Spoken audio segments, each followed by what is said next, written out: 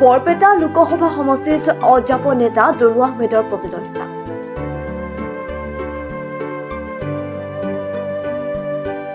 বৰপেটা লোকসভা সমষ্টিত নিৰ্বাচনী কুচকাৱাজ আৰম্ভ অসম জাতীয় পৰিষদ দলৰ নেতা দুলু আহমেদ।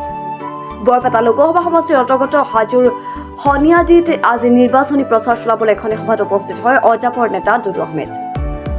অধিয়াপাৰা সনিয়াদি অঞ্চলৰ ভোটাৰ ৰাইজৰ লগত সৰব আলোচনাত মিলিত হয় অজাপৰ নেতা দুলু আহমেদে।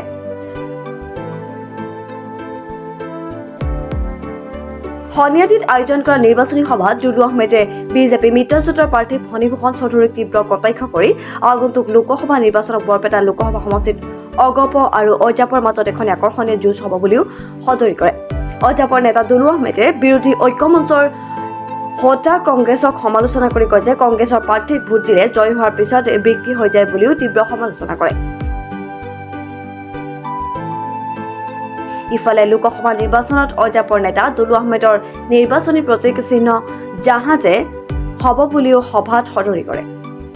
বৰপেটা লোকসভা সমষ্টিৰ নিৰ্বাচনত দুলু আহমেদৰ মূল প্ৰতিদ্বন্দ্বী অগপ প্ৰাৰ্থী ফণীভূষণ চৌধুৰী বুলি সদৰি কৰে।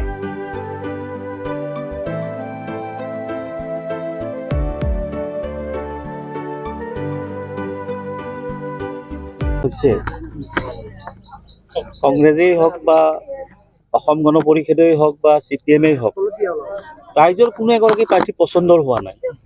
সকলো এটাই কথা, আমি দল চল নাচাওঁ, আমি দুলু আহমেদক ভোট দিম।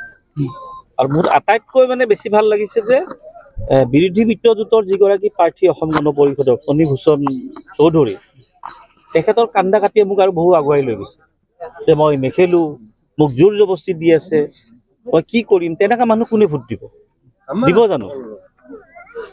প্ৰাৰ্থীগৰাকীক যদি নিজে কৈ থাকে মই নেখেলোঁ বুলি, কালি জয়লাভ কৰাৰ পিছত আপোনালোকে যদি যাব এটা মন্তব্য দিয়ক বা এটা আমাৰ কাম আছে, মই খেলিব ওলোৱা নাছিলোঁ, তোমালোকে কিয় আহিছা মোৰ তাত, তেনেকুৱা মানুহ ৰাইজে ভোট নিদিয়ে। কংগ্ৰেছৰ প্ৰাৰ্থীগৰাকীটো সন্দেহজনক দেখিছে, ভোট বিভাজন 15টাকৈ দলক প্ৰতাৰণা কৰি কিনে লাষ্টত বিৰোধী ঐক্যমঞ্চ ভংগ হ'ল।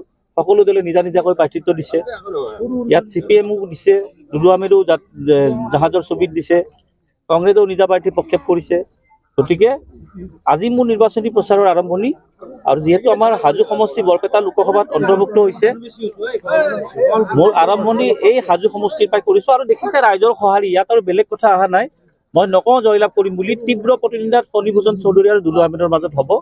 আৰু ইতিমধ্যে বিজেপিৰ যিগৰাকী সভাপতি ভৱেশ কলিতা, তেখেতে কৈ দিলে ইতিমধ্যে যে তেখেতৰ প্ৰাৰ্থীগৰাকী 50,000-ৰ পৰা 80,000 ভোটৰ ব্যৱধানত জয়লাভ কৰিব। 20 লাখ ভোটাৰ থকা সমষ্টি এটাত তেখেতসকলৰ ঊৰ্ধ্বতম সীমা হৈ গ'ল 80,000। আৰু মই যদি নিৰ্বাচনী প্ৰচাৰত আজিৰ পৰা নামিছোঁ আৰু ফণীদাই যদি 2-3 দিনমান কান্দি দিয়ে, সেই 80,000টো 3 লাখ হৈ কিনে দুলু আহমেদৰ পক্ষত আহিব। হাজোৰ পৰা কমলাকান্ত দাসৰ report, part of time digital.